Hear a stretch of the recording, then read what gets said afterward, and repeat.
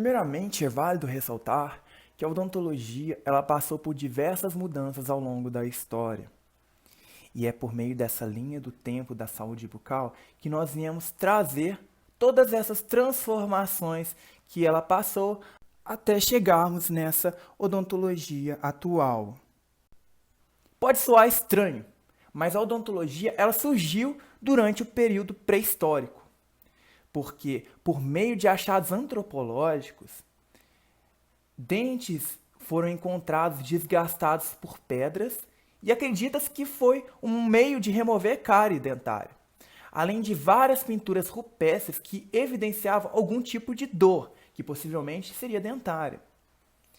Durante o Egito Antigo, 3.700 anos antes de Cristo, vários manuscritos foram achados relatando problemas bucais, e a higienização desse povo era feita por meio de cinzas de animais e urina. Durante a Mesopotâmia, há 3.500 anos antes de Cristo, manuscritos com relatos antigos de problemas bucais, como dores de dente e feridas gengivais, também foram encontrados. Na Grécia, o pai da medicina Hipócrates, em meio aos seus estudos, descreveu vários aspectos da odontologia, como a cárie, a má oclusão e abscessos dentários. Na China, vários outros achados antropológicos mostraram que os chineses acreditavam que a cárie dentária era causada por um tipo de verme dental. E as terapêuticas que eram utilizadas e os diagnósticos, todos eram baseados em rituais mágico-místicos. Então, de uma certa forma, durante todo esse período da Idade Antiga, grande parte das pessoas acreditavam que as doenças bucais estavam ligadas ao misticismo, ou seja, eram um castigo divino. Um fato extremamente curioso é que, segundo os antigos, o sol curava todas as enfermidades, inclusive as afecções dentárias. Também os gregos primitivos adoravam o deus Sol, sendo Apolo uma divindade. Na Igreja Católica, eles adoravam Polônia, ou seja, a Santa Apolônia, que é uma imagem que se rende tributo para todas as dores dentárias. Em uma analogia muito sugestiva, nós podemos nos atentar entre o culto de Apolo e a história da Santa Polônia, de quem se conta que foram quebrados todos os dentes com pedras afiadas na Alexandria pagã. O dia instituído para o culto foi o dia 9/2 e 11/2 para Apolo. Provavelmente, a história de Santa Polônia não é nada mais que uma forma de culto a Apolo, por ser um deus pagão. Criaram uma santa para clamar com o seu nome, Apolônia, em que era uma virgem cristã martirizada pelo século III depois de Cristo, no ano 248, na Alexandria, durante o reinado do Filipe, o árabe. Em Roma, 400 anos antes de Cristo, nós conseguimos observar as primeiras aplicações do ouro em trabalhos dentários. Na França, durante a Idade Moderna, no século VIII, por volta de 1363, Guy de Chauliac introduziu a primeira vez o termo dentista, e o tratado Cirurgia Magna, no qual adotou a ligadura intermaxilar nas fraturas, recomendava que todos os dentistas eram os responsáveis por remover os dentes. No entanto, esse termo não se popularizou a princípio, porque durante a Idade Média, eles chamavam os dentistas, de sangradores, de barbeiros. E esse termo ele ganhou força depois na Idade Moderna. Então, ao iniciar a Idade Moderna, nós observamos uma odontologia pré-científica.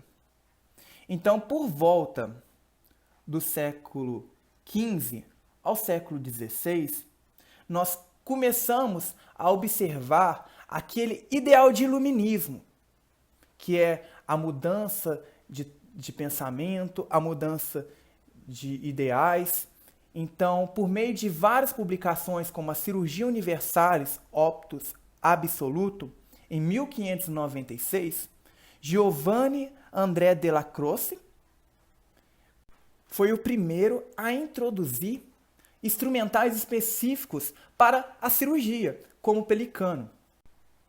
Esse instrumento era utilizado para a exodontia, ou seja, a remoção dos dentes, que posteriormente foi substituído pelo leveiro, pela chave inglesa, e hoje nós o conhecemos como fórceps. Por volta de 1500 também, é interessante a gente falar do contexto pré-colonial do Brasil. Então, vários estudos mostram que, quando o Brasil foi descoberto, os índios já possuíam os dentes muito bem implantados, com poucas cáries, mas suficiente abrasão causada pela mastigação de alimentos duros.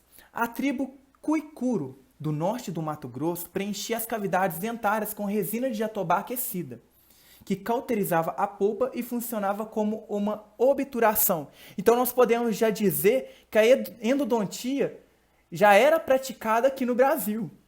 E a odontologia aportou, no Brasil a partir da sua descoberta, em 22 de abril de 1500, trazendo consigo os barbeiros, que tratariam os dentes da população. Esses eram homens iletrados, rudes, que exerciam seus trabalhos nas barbearias, ruas ou em domicílio. Durante o Brasil colônia, nós conseguimos observar que era produzido uma grande escala de açúcar e, por conta disso, se dava uma alta prevalência da cárie dentária. Outro fato que é extremamente importante citar do Brasil é que a venda dos escravos era feita por meio da saúde dos dentes. Durante a Idade Moderna também, nós observamos uma odontologia científica. Essa odontologia científica é por volta do século XVII. Então, no século XVII, nós temos vários fatos que demarcaram a Europa, como, propriamente dito anteriormente, o Iluminismo e a Grande Revolução Industrial. Então, vários setores da sociedade sofreram transformações. Claude Moulton, em 1746, publicou o primeiro trabalho relacionado à prótese dentária. Então, ele descreveu como era feita a confecção de uma faceta de ouro para esmalte de dentes anteriores e o uso dos grampos para as próteses parciais. Em 1756, Philipp Pfaff publicou o primeiro livro da odontologia alemã, ensinando modelos de gesso para a confecção de prótese dentária, e deu início ao capeamento pulpar. Em 1794, John Greenwood começou a usar a primeira coroa de porcelana, e em 1840 apareceram as primeiras coroas de porcelana com pino para montar sobre a raiz. Por volta de 1790 a 1812 surgiram os primeiros consultórios montados, pois os atendimentos antes eram realizados a domicílio.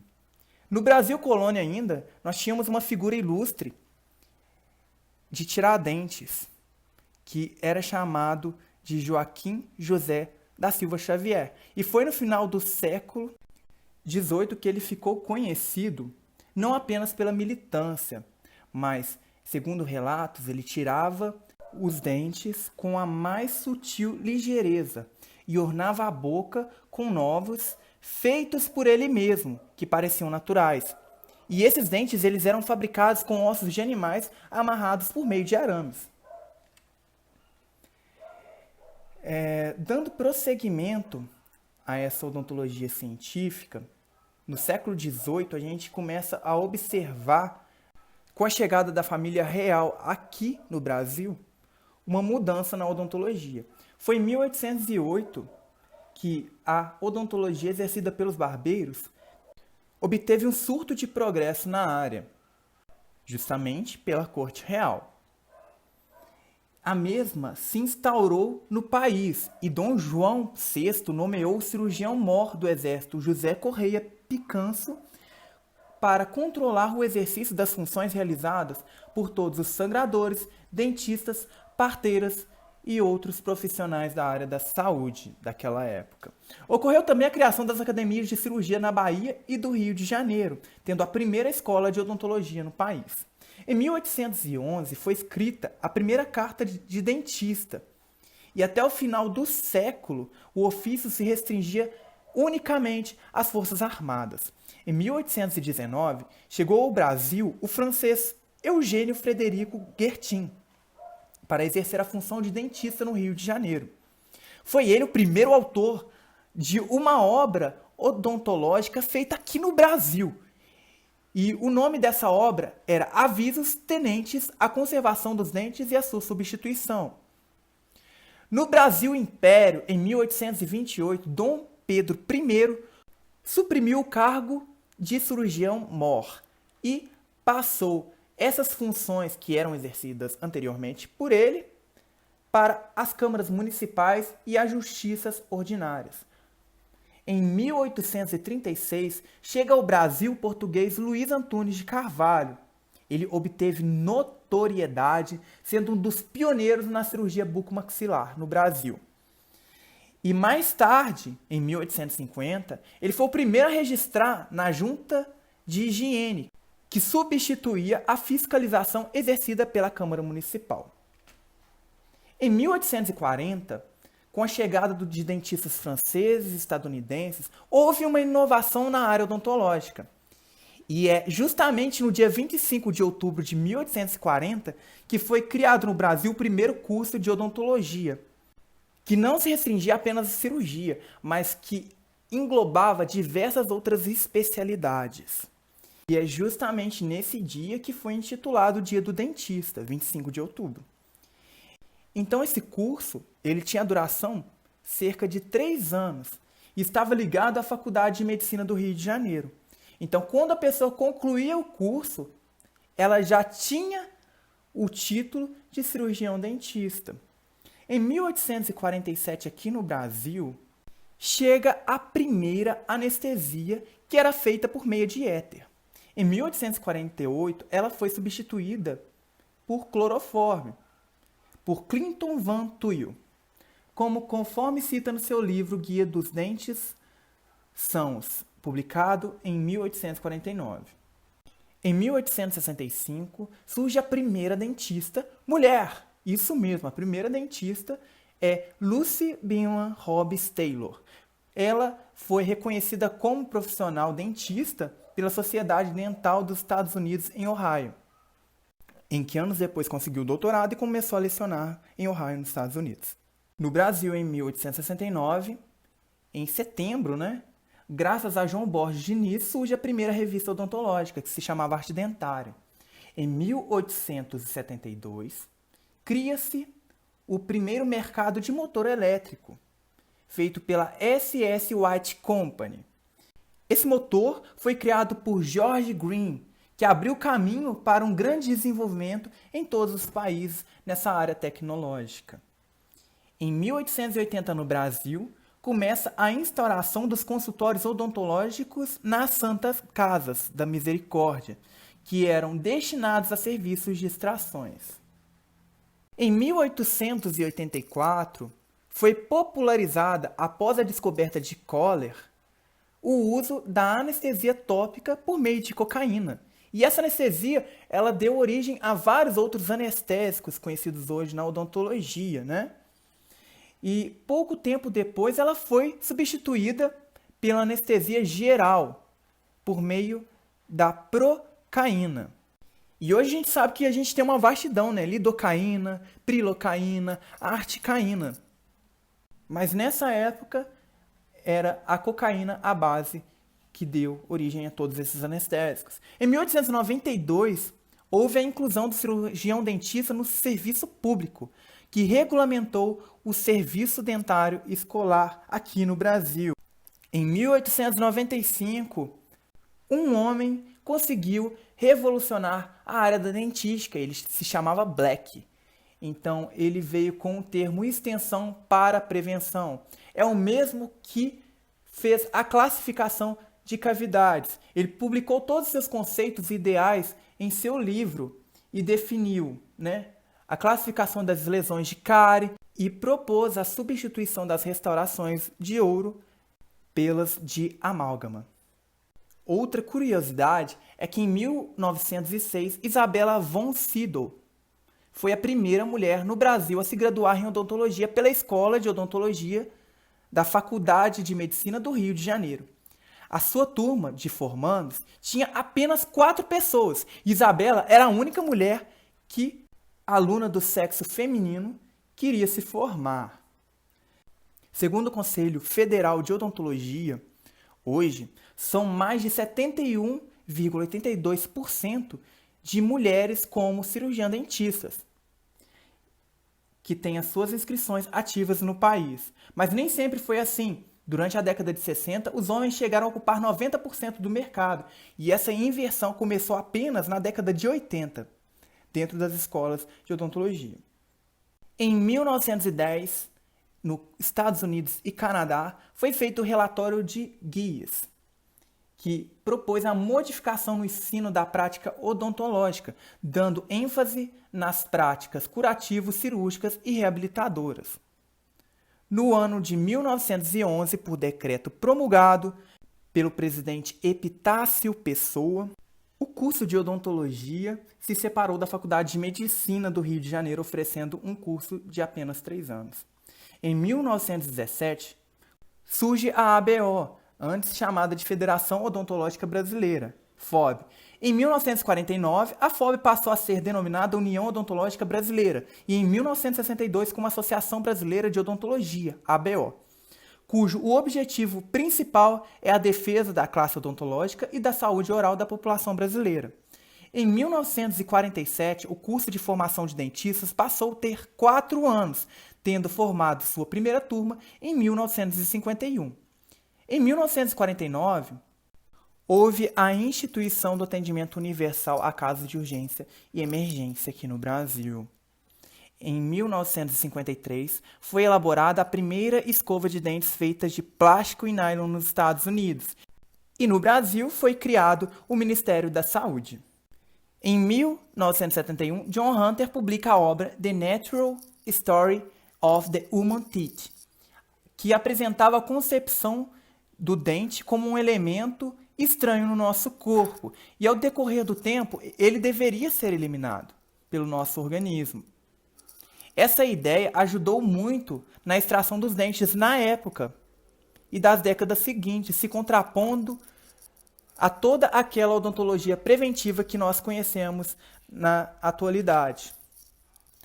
Em março de 1986, ocorreu a 8ª Conferência Nacional da Saúde, que lançou as bases para a reforma sanitária brasileira, propôs uma nova Constituição Federal, que foi feita em 1988, e deu a idealização da criação do SUS.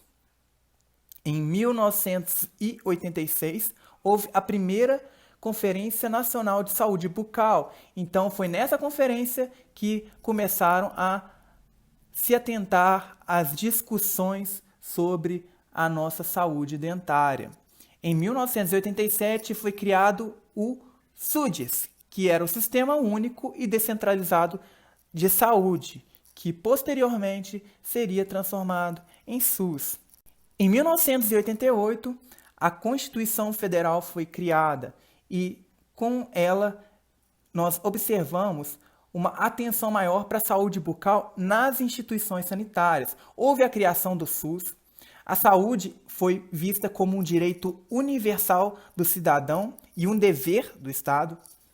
Houve a criação do Departamento de Odontologia no Instituto Nacional de Assistência Médica da Previdência Social, o INAMPS, e houve a instituição do Programa Nacional de Controle de Cárie Dental. Em 1993, na era Collor, o Brasil adota uma publicação da CDC, que é o Centro de Controle de Doenças dos Estados Unidos. Então, ele publicou o primeiro guia de recomendações para a prevenção e controle de infecções nos consultórios dentários nessa época. Foi em 1994 que houve a criação do Programa de Saúde da Família, o PSF. Então, houve uma mudança no modelo de atenção à saúde. No ano de 2000, houve a criação das equipes de saúde bucal dentro dos PSFs.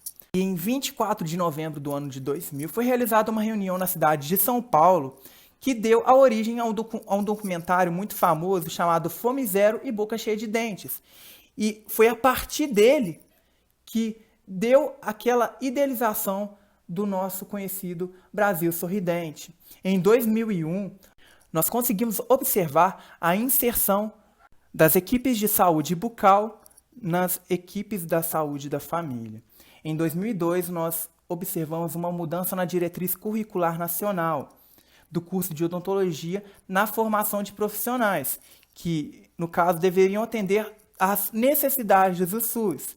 Então, nós conseguimos observar a entrada de disciplinas como saúde coletiva nessa mudança.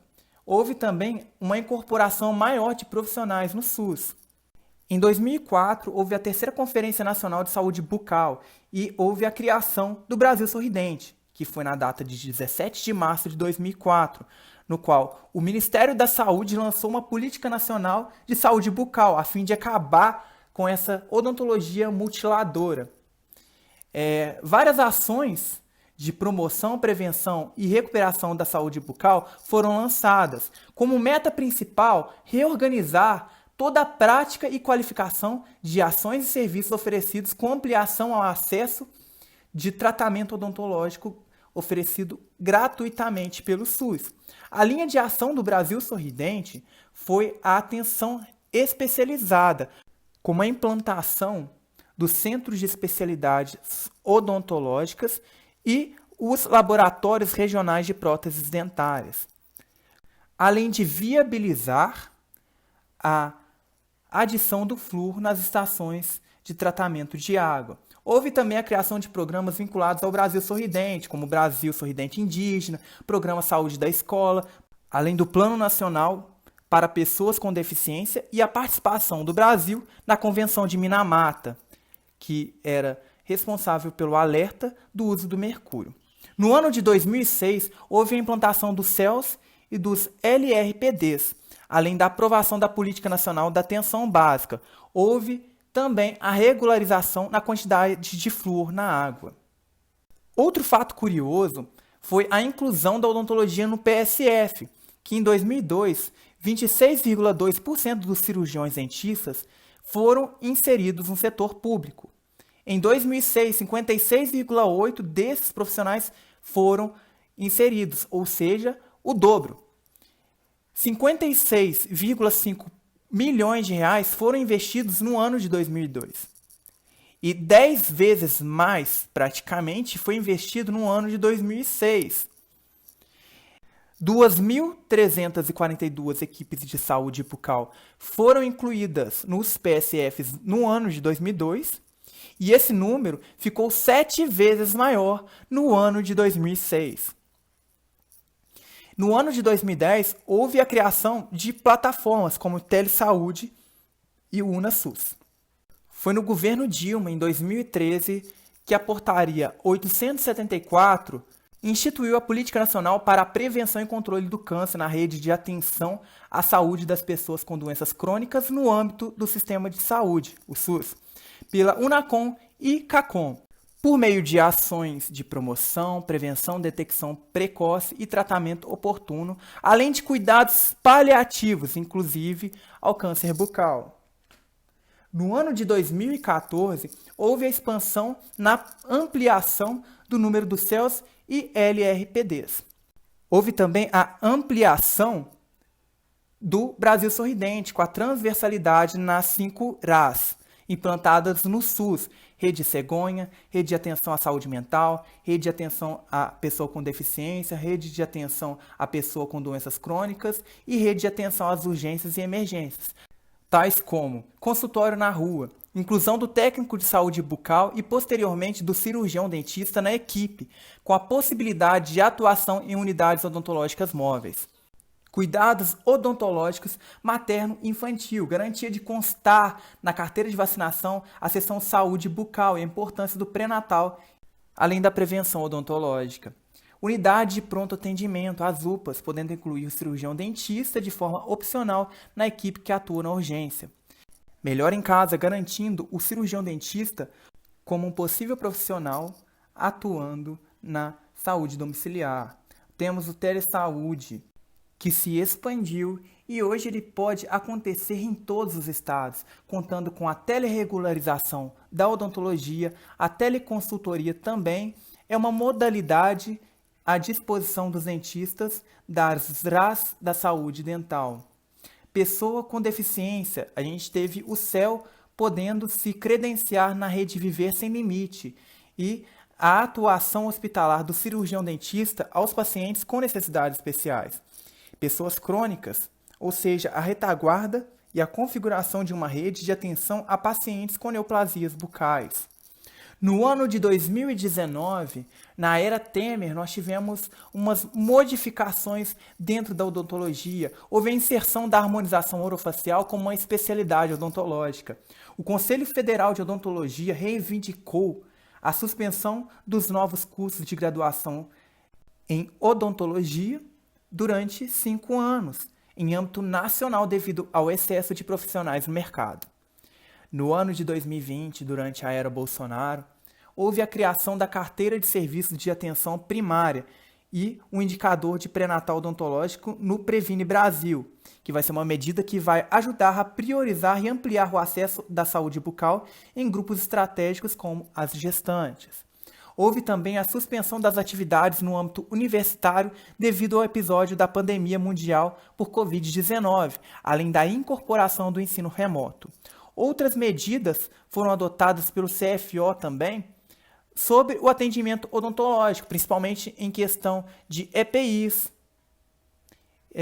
durante essa época de pandemia do Covid-19.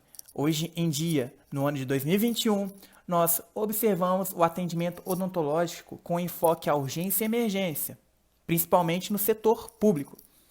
O ensino semipresencial ele é evidente devido à falta de políticas públicas que viabilizem a vacinação dos estudantes de odontologia e da população. Aqui estão as nossas referências bibliográficas e agradecemos por tudo e até uma próxima!